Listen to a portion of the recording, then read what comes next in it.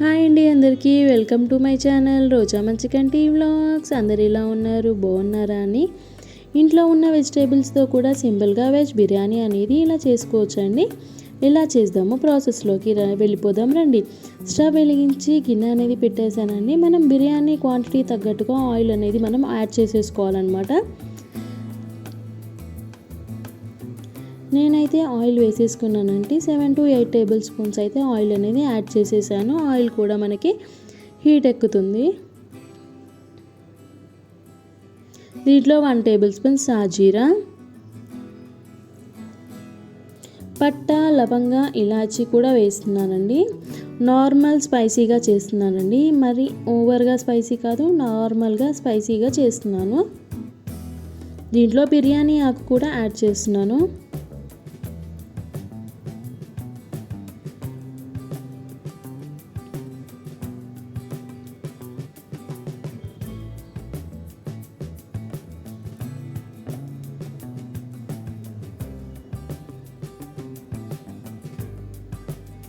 ఇలా మంచిగా ఫ్రై అవ్వాలన్నమాట.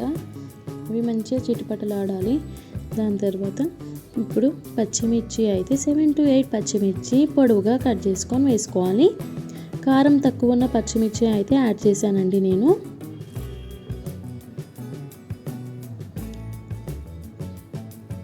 దీంట్లో 1 కప్ ఆనియన్స్ కూడా వేసానండి. రౌండ్గా కట్ చేసి వేసేసుకున్నాను.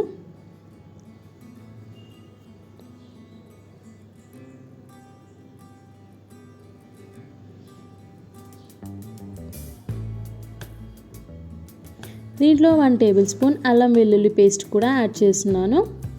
ఇలా ఇవన్నీ యాడ్ చేస్తే ఫ్లేవర్ కూడా చాలా చక్కగా వస్తుందండి నాకైతే.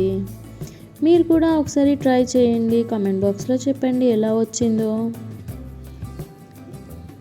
ఇప్పుడు 2 రెబ్బల కరివేపాకు కూడా యాడ్ చేస్తున్నాను.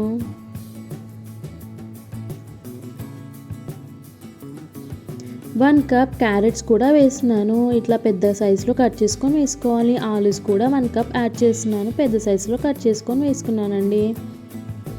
ఇవి మంచిగా ఆయిల్లో ఫ్రై అవుతాయన్నమాట. అంతలోపు 1/2 అవర్ ముందు నేనైతే బాస్మతి బియ్యం కూడా నానబెట్టి పెట్టేశానండి.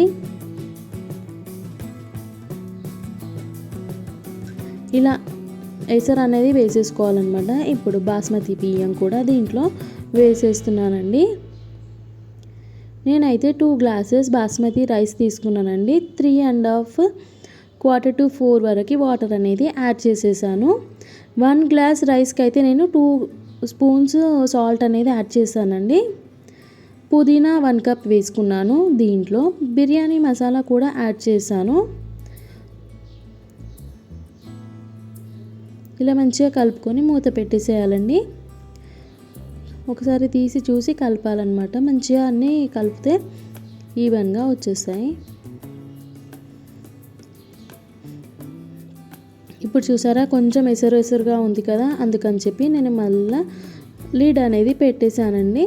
జస్ట్ బాస్మతి రైస్ కాబట్టి మనం ఎక్కువగా కలపకూడదండి, విరిగిపోతాయి తొందరగా. ఇప్పుడైతే మళ్ళీ ఓపెన్ చేసి చూస్తున్నానండి. బాస్మతి వెజ్ బిర్యానీ అయితే చూడండి కొంచెం దమ్కి పెట్టేస్తే మనకి బిర్యానీ అనేది రెడీ అయిపోతుంది అనమాట. చూసారా, వెరీ టేస్టీ యమ్మీ వెజ్ బిర్యానీ రెడీ. మరి దీనిపైన కొత్తిమీరతో కానీ చేసేసుకుంటే ఎంత చక్కగా ఉంటుందో కదండి. చూడండి కొత్తిమీర ఇలా వేయగానే ఎంత కలర్ఫుల్గా కనిపిస్తుంది కదా. వేడి వేడి వెజ్ బిర్యానీ రెడీ అయిపోయింది. మళ్ళీ దీంట్లోకి సైడ్ డిష్కి మరి నేనైతే టమాటో ఆలు మసాలా కర్రీ చేశానండి. అది పార్ట్ 2లో అప్లోడ్ చేశాను. అది కూడా ఫుల్ వీడియో వాచ్ చేయండి. థ్యాంక్ యూ అండి ఈ వీడియో ఫుల్ వాచ్ చేసినందుకు. మళ్ళీ టమాటో మసాలా కర్రీతో మీ ముందు ఉంటానండి. లైక్ చేయండి, షేర్ చేయండి, సబ్స్క్రైబ్ చేయండి. Thank you all.